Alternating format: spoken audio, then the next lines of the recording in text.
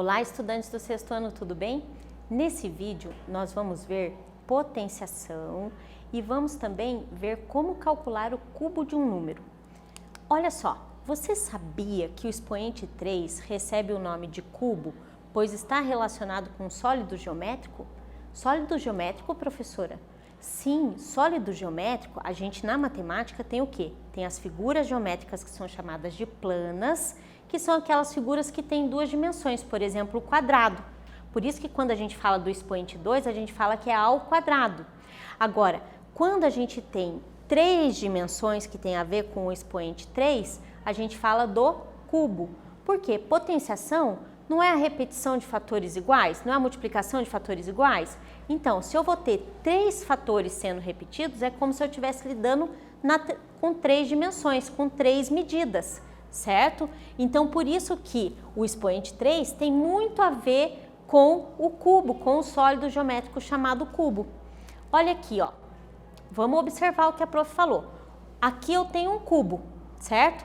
E nesse cubo, ele tem 4 nesse lado, 4 desse lado e 4 desse lado. Então, se eu quisesse saber a quantidade de cubos aqui para formar este único cubo, era só fazer o quê? 4 vezes 4 vezes 4. Ou seja, 4 elevado ao expoente 3, porque 4 vezes 4 vezes 4 significa que o fator 4 está se repetindo 3 vezes.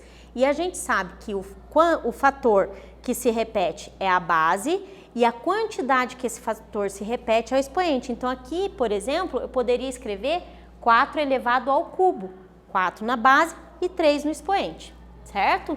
Muito bem, mas aonde a gente pode aplicar esse cálculo do cubo? Bom, a gente já viu que o preenchimento de cubos, né, igual a gente viu aqui, ó, o preenchimento desse cubo, ou seja, se eu juntar vários cubinhos para formar um cubo maior, o que vai acontecer? Eu vou estar fazendo essa aplicação da potência de expoente 3, certo? Então, a gente pode aplicar o cálculo do cubo aonde? No preenchimento de cubos.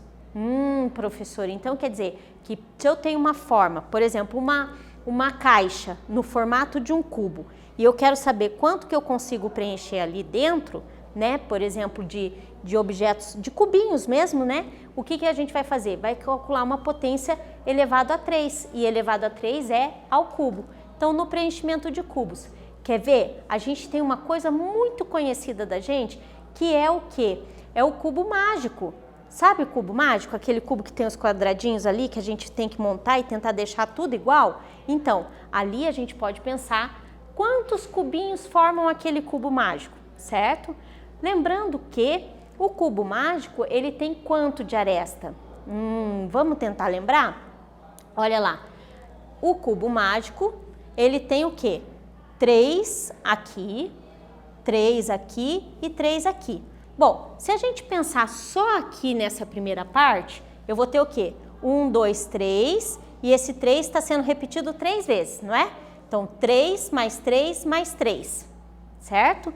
3 mais 3 mais 3 vai dar 9.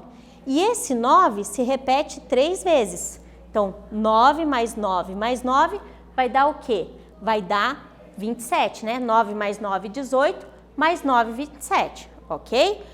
Mas, professora, soma com a potenciação, nossa, se fosse um cubo maior, ia me dar muito trabalho, não ia? Então, o que eu tenho que pensar? Eu posso pensar na multiplicação. Então, eu tenho aqui, ó, 3 vezes 3 vezes 3, certo? Ou eu posso pensar no 9 vezes 9, 9 mais 9 mais 9, dá 27, que eu posso pensar que é no 3 vezes 3 vezes 3, que é a medida 3 e medida 3. Então, aqui eu tenho 3 ao cubo, que vai dar 27.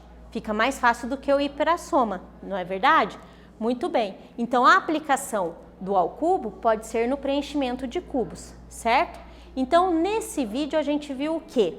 A gente falou um pouquinho de potenciação, a gente lembrou um pouquinho que o ao quadrado tem a ver com a forma do quadrado, para lembrar que, para a gente aprender que o cubo tem a ver com o sólido geométrico chamado cubo, certo? E vimos também o quê? Que a aplicação desse ao cubo a gente pode fazer para preenchimento de cubos maiores.